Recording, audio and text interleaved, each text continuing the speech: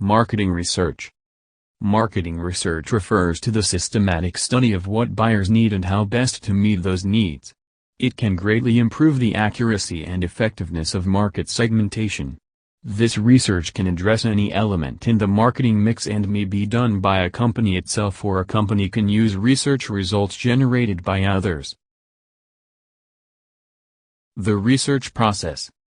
The steps include studying the current situation, selecting a research method, collecting data, either primary or secondary, analyzing the data, and preparing a report. Research methods. The four basic types are observation, survey, focus groups, and experimentation. Each one is described in turn, including pros and cons. 1. Observation. This means observing what consumers are doing. Included in this approach is video mining, which involves the use of hidden cameras to determine which shoppers are buying and which are only browsing. 2. Survey. Companies often use surveys to find out what customers want. The heart of any survey is the questionnaire. 3. Focus groups. These are groups of 6 to 15 people who are brought together to talk about a product or service. The comments of the people are taped and then summarized. 4. Experimentation. This approach systematically compares the responses of the same or similar individuals under different circumstances. Understanding consumer behavior. Consumer behavior is the study of the decision process customers use to decide which product or service to buy and consume. Influences on consumer behavior. 4 major influences are psychological, individual motivations, perceptions, ability to learn, and attitudes, personal, lifestyle, personality, economic status, and life cycle stage, social, family, opinion leaders, and reference groups such as friends, and cultural, the way of living that distinguishes one large group from another, subcultures, and social class. The consumer buying process. A number of decision models have been generated.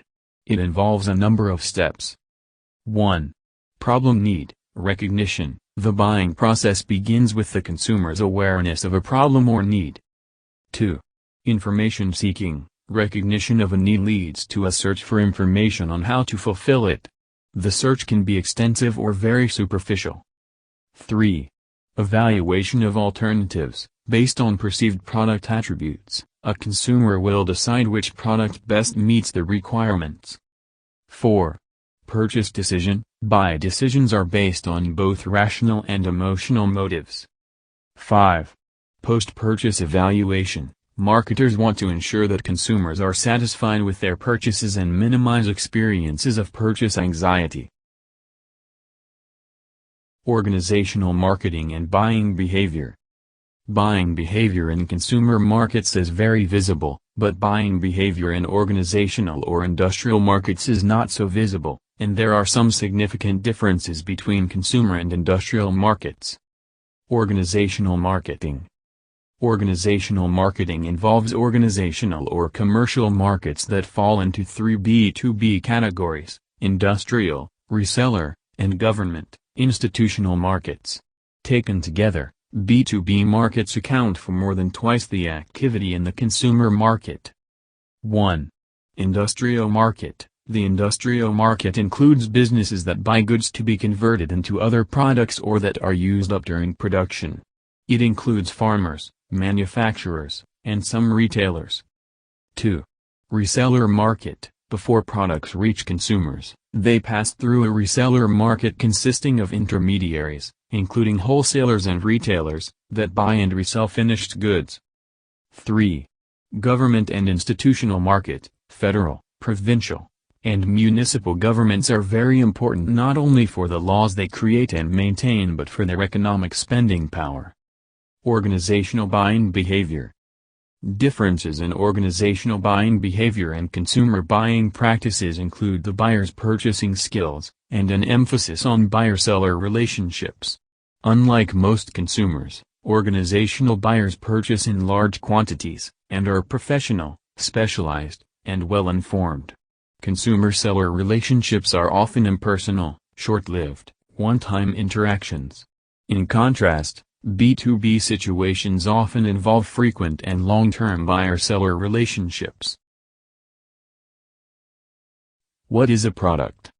Whether it is a physical good, a service, or some combination of the two, customers get value from the various benefits, features, and even intangible aspects of a product.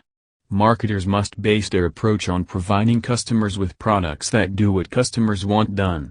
To sell, a product must offer the right combination of features and benefits. Products are marketed as a bundle of attributes that marketers call the value package. A product can be classified in terms of its expected buyers, buyers of consumer products and buyers of industrial products. These, in turn, have further subdivisions. 1. Classifying consumer products. Convenience goods and services are relatively inexpensive and purchased frequently, for example, fast food. Shopping goods and services are more expensive and purchased infrequently, for example, furniture.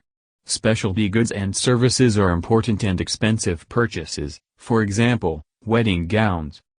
2. Classifying organizational products. These include expense items such as supplies, support materials, and services, and capital items, such as offices and factories. The product mix. This refers to the group of products a company has available for sale. Companies may develop product lines, which are similar products intended for use by a similar group of buyers. Developing new products and branding. Product lines must be expanded or diversified to sustain a firm. Tastes change, products advance, and even basic products need attention. The new product development process. Companies face multi-year time horizons and high risks when developing new products. The 7-step development process. The process used to develop new products includes a. Searching for ideas for new products, b. Eliminating product ideas which don't fit the firm's abilities, expertise, objectives, c. Using market research to solicit consumers' input to identify necessary product benefits and appropriate price level, d. Doing a cost-benefit analysis for the proposed product to see whether it can meet minimum profitability goals, e. Producing a preliminary version of the product and identifying potential production problems, f. Product testing and test marketing, and g. Full-scale production and marketing. Product life cycle. The product life cycle concept suggests each product has a limited profit-producing life for a company, and this cycle has a series of stages. The stages in the product life cycle are: introduction, begins with product commercialization, focuses on increasing customer awareness, profits are non-existent; growth, sales climb rapidly, profits begin, and competitors introduce their versions; maturity, sales growth stabilizes and begins to decrease, and decline, sales and profits fall, promotional support is removed. As the product moves through the stages in the life cycle, marketing strategy must change. Each aspect of the marketing mix is re-examined for each stage of the life cycle. Extending product life, an alternative to new products. Companies try to keep products in the maturity stage as long as they can. Sales of TV sets, for example, have been revitalized by such feature changes as color, portability, miniaturization, stereo capability, high definition, and 3D. Identifying products. Marketers must identify products so that consumers recognize them. Two important tools for this task are branding and packaging. Branding means the use of symbols to communicate the qualities of a particular product made by a particular producer.